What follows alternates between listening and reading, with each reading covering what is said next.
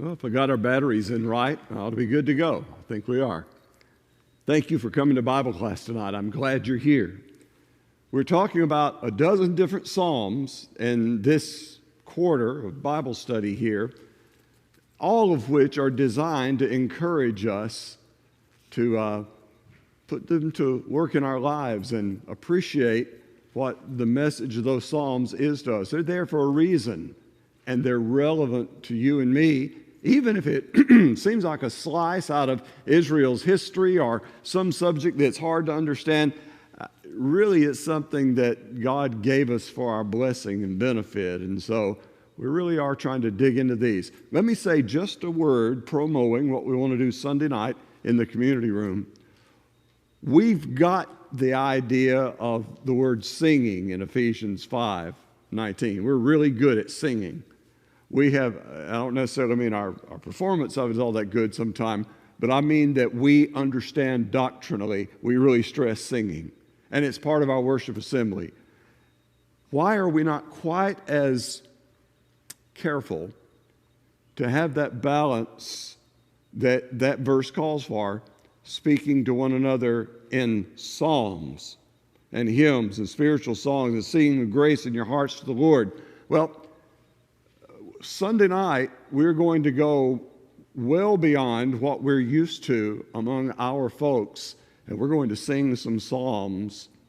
Now, we have a dearth of psalm-quoting, psalm-based material in our hymnody, in the songs that we sing. I can think of about 3 songs that are quotations of like complete ideas of a psalm. And I can think of maybe a half dozen others that make some reference to one of the Psalms. Usually, like Psalm 42 is the deer, that's not really what Psalm 42 is that much about, but it was a good line for that song. And so while they get some notation, or at least they are noted in some of our songs, we don't do a lot of psalm singing. We're going to work on that some Sunday night, and I want to propose something to you that I think you'll like if you'll come. I need some of you good singers to come help us with this. And I need you, if you know the tunes to most of the old hymns, and a couple of the newer songs that we sing sometime, but we're going to take a very nice arrangement of a paraphrase of the Psalms. And out of all of them, we're going to choose about 5 for Sunday night. And we are going to sing them to a tune that you already know of a familiar hymn or a popular song that is well enough known that you don't need the book. You know the tunes to these songs, and you can just sing them with new words, like 3,000-year-old new words that we're going to sing to those tunes Sunday night. We are going to literally sing the Psalms Sunday night. And I hope that you will come and that you will enjoy that session. We may do that some more. I really wish I could be like, Sylvester. Y'all remember who Sylvester the cat is in the cartoons? And I wanted to talk about singing the Psalms with Thoop afterward on Sunday night. But we'll have a good time singing, and then we'll have some good variety of soup and chili as well. And it ought to be a nice cold night for it. So you come and enjoy that with us this coming Sunday afternoon, 5 o'clock. We have about a 45-minute service, and then we'll have our fellowship time. But come and be with us for our first, as far as I know, singing the Psalms. And I hope you'll enjoy it. I believe it'll bless you. And I know it'll be more in line with what that verse that we like to quote to others tells us to do as well. Tonight, I wonder if anybody in the room would admit to being 71 years old. Anybody 71 years old? Here comes one now. Got a 71-year-old there. And I'm not quite there. I'm about 20, 21 months away from being 71. But the man we're going to talk about tonight, being an old man, didn't live to be 71. He died when he was 70 years old. He had been king the last 40 of those 70 years. And we're talking about David. the author of a majority of our Psalms, which is, the half plus one. He's the author of more Psalms than that. And so he's the major writer by a long shot in the book of Psalms, but he only lived to age 70. But the Psalm number we're studying tonight is Psalm 71. And I mentioned that about old folks, us, like many of us in this room. Now, some of you are still younger, and that's good. We're glad for you. We admire you. We need you. We really do. But some of us are closing in on that time that we already get our senior coffee, at places where we go sometime. And I was reading a story the other day about most seniors don't even know what all the discounts and courtesy discounts are available to them in the places where they frequently go and shop and eat. But I'm good at senior coffee. For some reason, I seem to know places where you can get good coffee. And I like that idea. I appreciate the respect. But our senior years, when we are, as some people might say, more seasoned because we've been through more seasons of life, in our lives, are times that are hard for some folks especially. Have you ever known anybody who grew old gracefully? I mean, they just really seem to be gracious in their old age. And they're so wise. And they're so disciplined in their emotion and they just seem like a rock of stability. And then you got folks that aren't. and they may get ornery, or they may get, crabby with other people, or they might withdraw and be like hermits, or whatever it is. People have things in old age that sort of change about them. And one of the things that is undeniably true is that we get physically weaker as we get older. And whether we want to or not, we will, if God blesses us to live long enough, become dependent on other people. Now, we all started out quite dependent, didn't we? We couldn't feed ourselves or keep our clothes clean. But Mama was good to us and trained us and brought us along and got us to where we could take some independence. And then as adults, through most of our lives, we're fairly independent. And then we get to a place, if we live long enough, where we have to give up some of that independence and accept help from others. David was at that place. A lot of times, fear emerges in an older person's life. Maybe they've been afraid all their lives, it just gets amplified. Maybe some of them get tough enough that they're not afraid anymore. But most of the time, combining a sense of weakness, not as strong as I used to be, and feeling vulnerable makes folks afraid. And there are those who will shamelessly play on older people and their vulnerability and their loneliness, and they are the target of a lot of cons, a lot of people that are trying to deceive others and get their money or in some other way take advantage of them. Will prey on older people. Well, it is a time when just by whether it's our physical strength or whatever it is, we become more vulnerable. And David is writing this psalm, and it's a prayer of an old man. We all want to be loved. We all want to be valued. We want to be useful. Nobody wants to be discarded or abandoned. That is one of the most heartbreaking things to me about some nursing home facilities where I've been, where some folks have been essentially abandoned.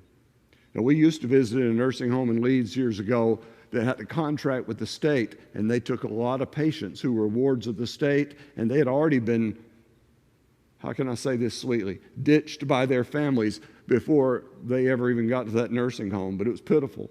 That was the case, like I'd mentioned before, where I went to a funeral or so where the activity director, the undertaker, and I, as the preacher, were the only three people at a graveside service.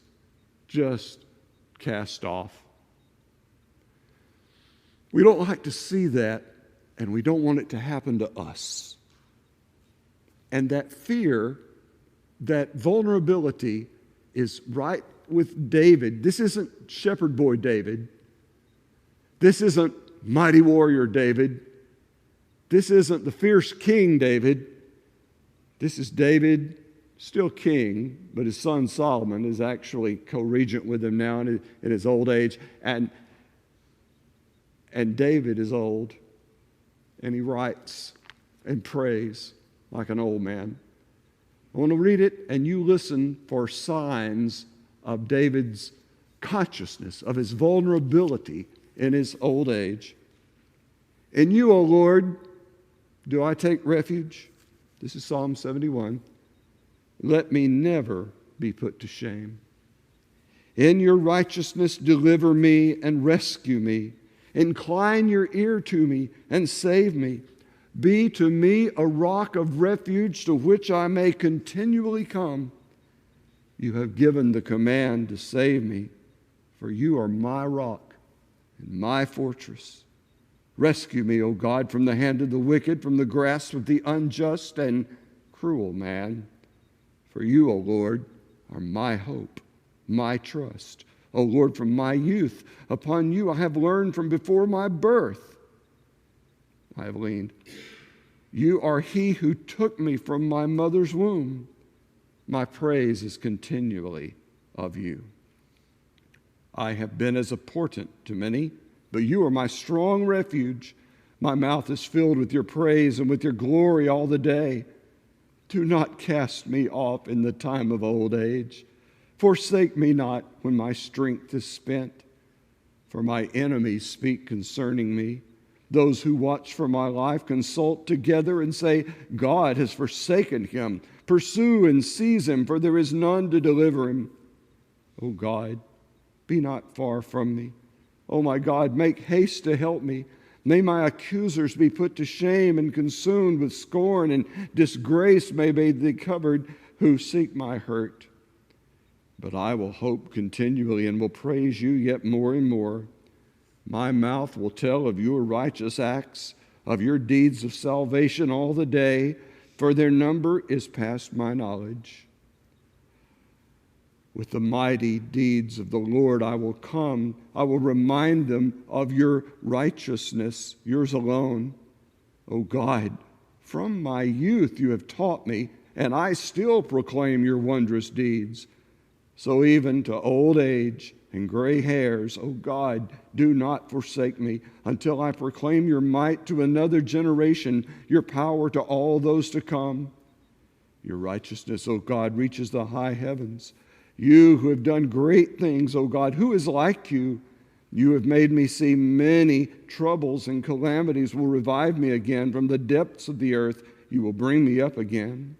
You will increase my greatness and comfort me again. I will also praise you with the harp for your faithfulness, O my God. I will sing praises to you with the lyre, O Holy One of Israel.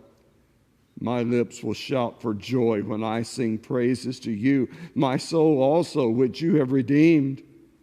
And my tongue will talk of your righteous help all the day long, for they have been put to shame and disappointed who sought to do me hurt. This is how a mature faith talks. This is how a mature spiritual mind thinks. And mature may mean something about chronological age, but you know I don't mean necessarily 71. I don't necessarily mean a certain number of years that you've lived, your chronological age.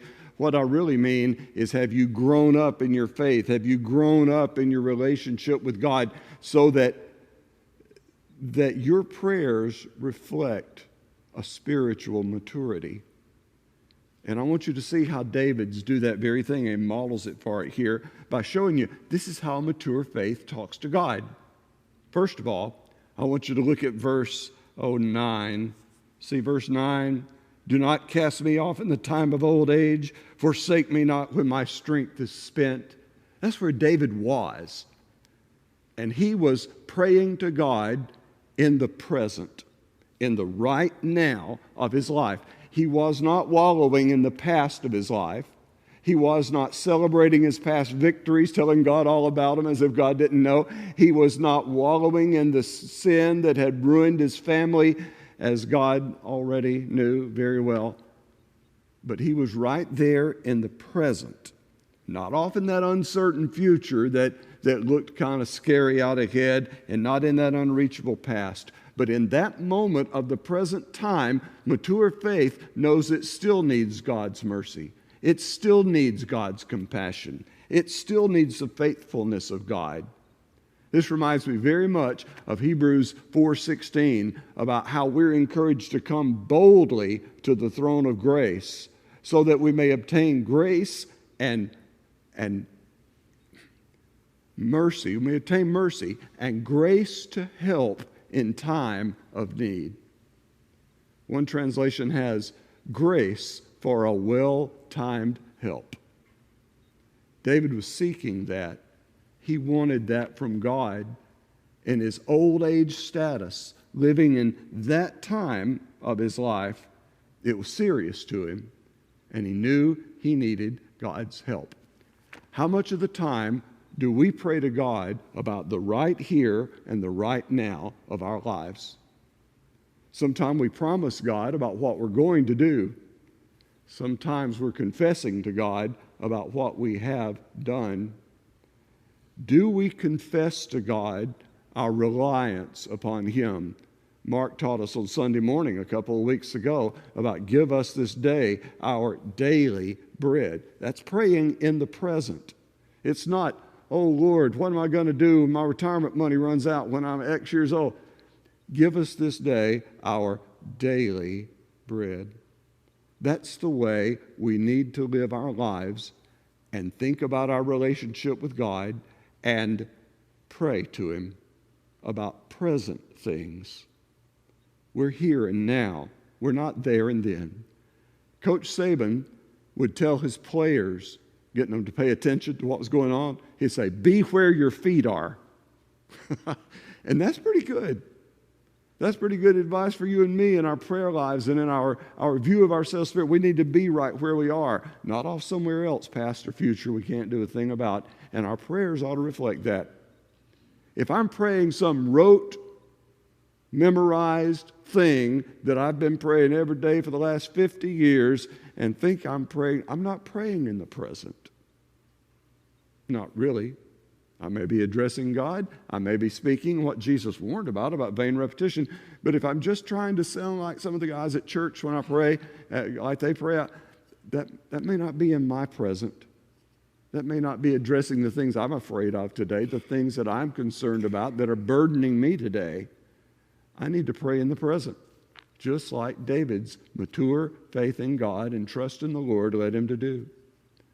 The second thing I want you to see about David here is how personal this mature faith is to David before his God. And I guess the best way to look at that, look at the my's starting in, he says, use the me's a bunch of times, but look at verse 3 beginning, be to me a rock of refuge to which I may continually come. You've given the command to save me. You are my rock and my fortress. David didn't just need a place to stand. He wanted a place of safety. He wanted a place to be secure with God, and he called it his personal need for that. And then down in verse 5, you, O Lord, are my hope, my trust, O Lord, from my youth. And then down the end of verse 6, he says, I've leaned on you from before birth. My praise is continually of you. Intense personal focus.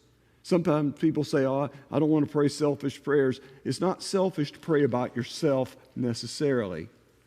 Now, if it's, oh Lord, won't you buy me a Mercedes-Benz, like the old song, that's selfish praying. But if you are praying about what God already knows about your heart, that it does you good, talk to Him about it. The things that David has said about God being His and the blessings that he needed from God being His, that's very personal. As people age, they sometimes find that like Suzanne's stepdad told me, it was years after her father had died, and Miss Bell had married a fellow that was a great guy, wonderful Christian man. We were at Century Plaza in Birmingham, and I may have told this or written this one sometime recently, but Wilson and I were sitting out on one of those benches out in the Century Plaza Mall, and Wilson's only comment to me while the women were off shopping was, "These stores are full of things I don't need." And he was giving away his stuff and getting rid of his stuff because the stuff didn't matter to him anymore.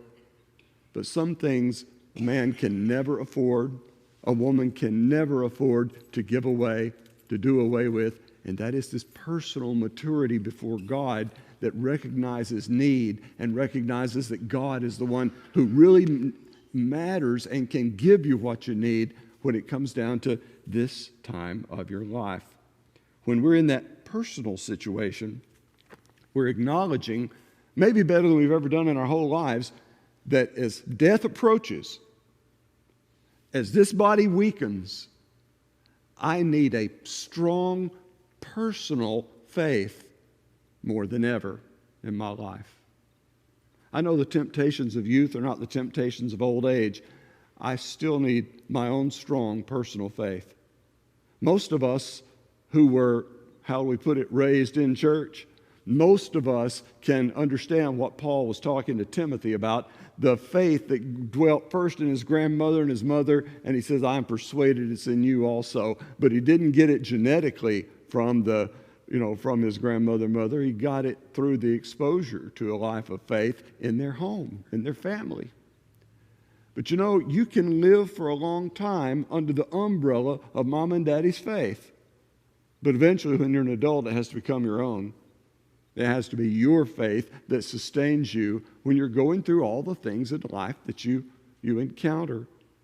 And old age makes it really, really plain, doesn't it? I've watched some folks get old, and now I'm beginning to go on that path myself, and I notice the importance of making sure that I believe, make sure that I trust. Things I've been telling all my adult life people to trust and preaching to them about it. I need to make sure it's real personal for me. David's prayer reflects that. Lots of me's and my's in his prayer, and this personal relationship can't be anybody else's. We talked about getting to where you're dependent on your children again, maybe for some help about certain tasks you can no longer do, but you can never be dependent on their faith. This is yours and yours alone. And the third thing that David has that I want to talk to you about our faith and do our prayers reflect the maturity of our faith like David's, is that look how he's fighting the fear that can well up inside us as we get older with statements of his faith. This psalm is full of that. The verse I like about it, just for overview, is verse 2. In your righteousness deliver me and rescue me. Incline your ear to me and save me. He knows he's in trouble. And he's turning to the one, like he'll say in Psalm 121, I lift up my eyes to the hills. Where does my help come from? My help will come from the Lord.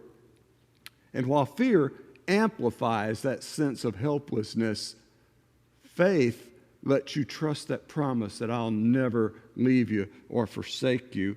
And praying to God makes, instead of being afraid of losing your independence, it acknowledges the fact that you are dependent. You are dependent on God. And all the way through this psalm, he says things about that need for God's righteousness and compassion to be his. He doesn't want to let fear get the best of him. He's got big problems with his enemies. He says, my God is bigger. He's getting weaker. He says, my God is stronger. And all the way through here, he's conscious of the fact that he's vulnerable more than he's been in his whole life. David's been a brawler. He's been a hard-fighting man since the time he was a teenage boy. And the first exploit we have any record of is when he went out and killed the giant Goliath there, and he got him on the fast track to become one of Saul's greatest soldiers, and then a great soldier in his own right and king, led Israel in battle. But now old David is afraid, and he puts faith to work to overcome those fears in his life.